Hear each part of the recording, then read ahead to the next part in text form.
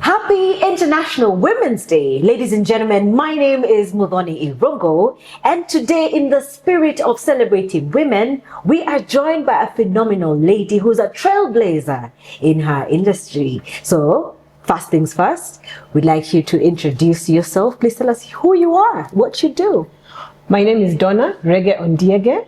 I'm a technology leader with a lot of expertise around business operations, strategy and governance, business communication and customer service. So I have over 14 years of experience within the industry, and with that, basically a combination of tech and commercial skills that have led me or seen me lead teams that have been able to do transformative programs and also to lead cost-cutting ventures quite successfully. Other than that, I'm a proponent of diversity, equity, and inclusion. And with that, I'm a member of 30% Steerco Club East Africa. Also, I'm part of the judges for East Africa for Gender Mainstreaming Awards. I formerly led Safaricom Women in Technology.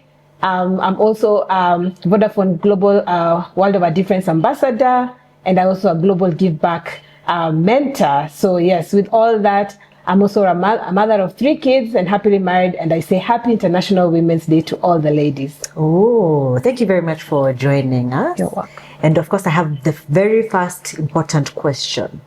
So probably in your career, as you have been in the industry 14 years, yes, could you share with us challenges? Because every journey has challenges in and of itself, but more specifically, challenges you faced as a woman breaking into your field and how you overcame them. So I feel being a woman in tech for me has been quite sentimental, and because as an individual, my personality is quite extroverted, but most tech people are very introverted. Right. So when I started my first gig, I remember 2 of the things that were barriers for me and proved quite an issue were the fact that it was more of me proving myself. So when I joined the team, you could sense that the men felt the way I dressed, because I was very feminine, I took time looking good, and then they would be like, she can't do the job. And so it always had to be me putting in more effort, trying to show them that there's nothing got to do with how I appear. It's more or less what's in my mind and what I can deliver for the business.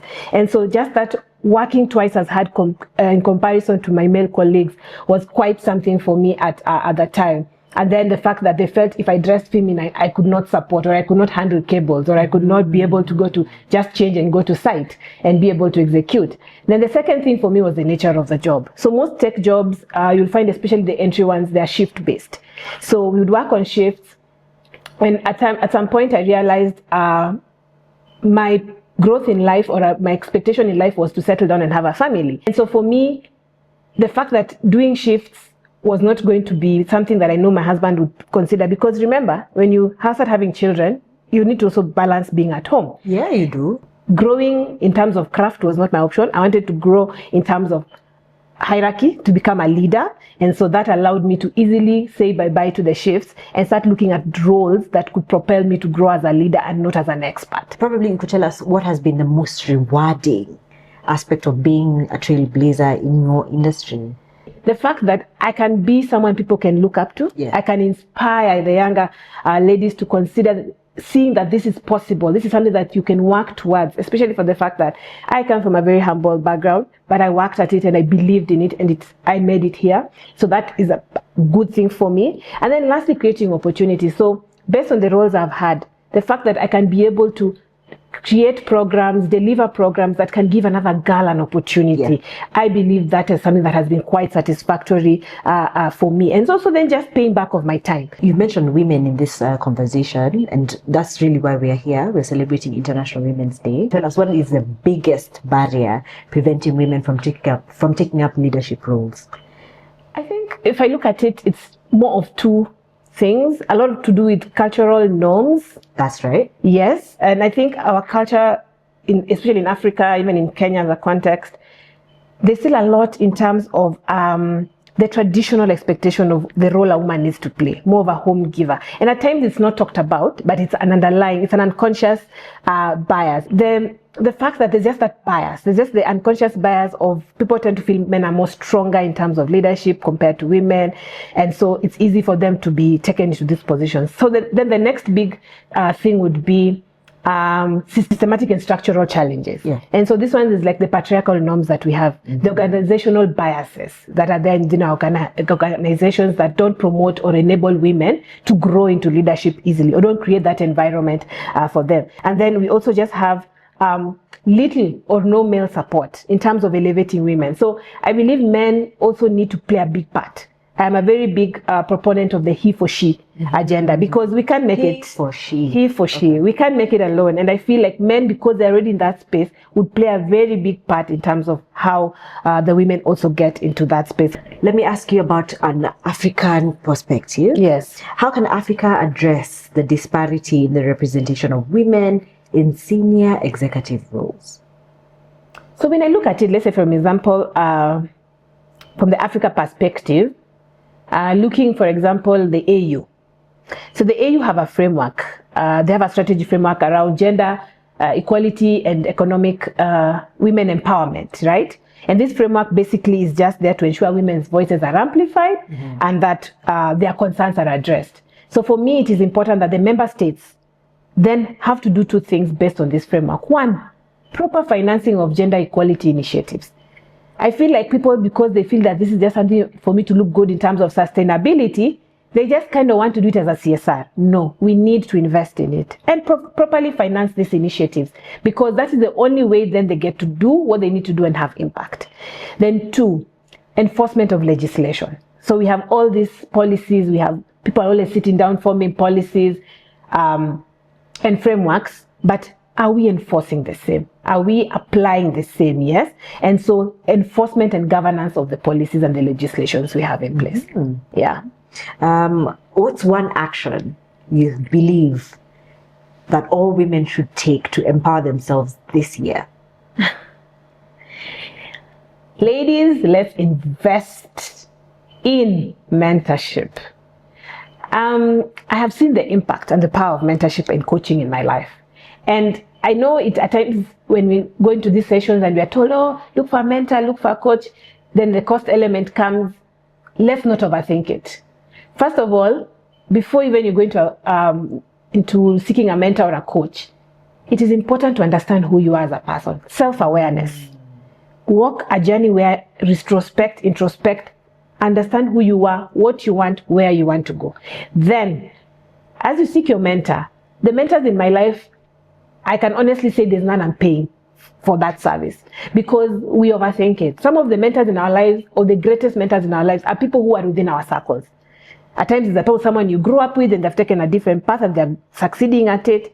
At times you'll find it's someone who is even a boss who has led you before, or even someone who is in your circle in church or something. So let's not overthink and think only these coaches who are certified coaches in LinkedIn, and then you look at them and you have to pay. No, don't overthink it, but invest in yourself. And investing in yourself means creating time.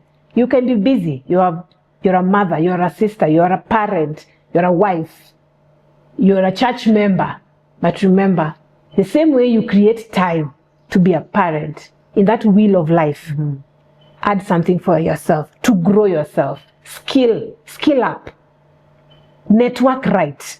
Invest in yourself so that you may be able to grow and embrace your growth.